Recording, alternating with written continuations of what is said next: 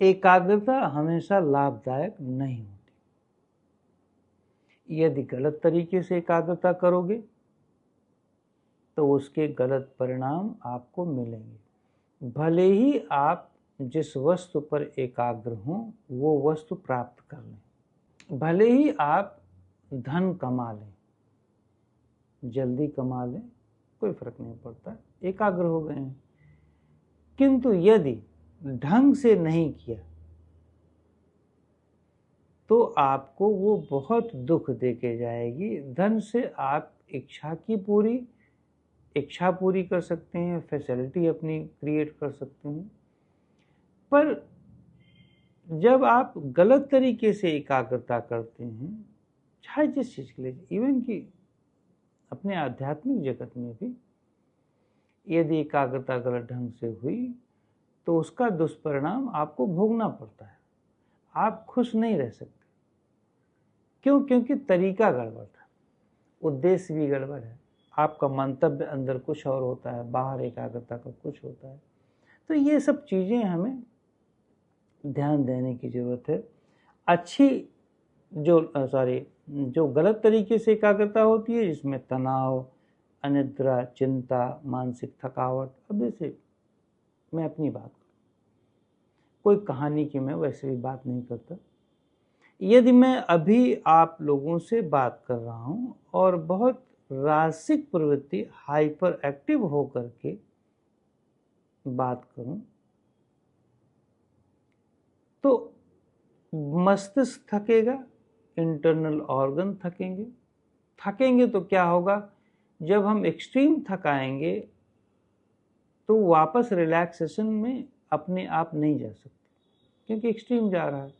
जब अपने आप नहीं जाएगा तो क्या होगा? तनाव आएगा, खिंचाव मेंटेन रहेगा, नींद नहीं आएगी, अनिद्रा आ जाएगी, मानसिक थकावट हमेशा बनी रहेगी।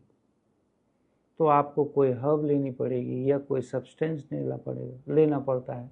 जैसे बहुत सारे लोग ड्रग ले लेते हैं क्योंकि उनका दिमाग थका हुआ है, इतना ज़्यादा थका हुआ है कि वो थोड़ा सा इसको ना नंब करना चाहते हैं, मसल को या थॉट को, जो भी। तो इसलिए मेरे अनुसार गलत तरीके से एकाग्रता बहुत ज़्यादा बुरा परिणाम देके जाती है। मैं समझता हूँ ऐसी एकाग्रता होनी चाहिए जिसमें कोई जल्दीबाजी ना हो। और जहाँ जल्दीबाजी है वहाँ हो जाएगी, अपने आप ही कर लेगा। मान लो फ्लाइट निकलने वाली है और आपको देर हो रही है तो आप गाड़ी तेज चला ही लोगे। ट्रेन निकलने वाली है, बस निकलने वाली है, जल्दी स्टेशन पे पहुँचना है तो जल्दी पहुँच जाओगे, तेज कर लोगे। वो सब अपने आप हो जाता है। पर जहाँ पर ज़रूरत नहीं भी है तो वहाँ पर तो 150 की स्पीड से न चलो, वहाँ पर एंजॉय करते हुए चलो, वहाँ पर खुश रहते हुए चलो, वहाँ पे अपनी मसल को रिलैक्स करते हुए एकाग्रता करो। कभी कभार जब कोई ऐसी इमरजेंसी आए तो अपने आप माइंड करवा ही लेगा बॉडी से, पर ऑल द टाइम उसे क्यों हम अब्यूज़ करें? बेसिक मेरा मतलब ये है। तो एकाग्रता का उपयोग कैसे करना है ये बहुत इम्पोर्टेंट है।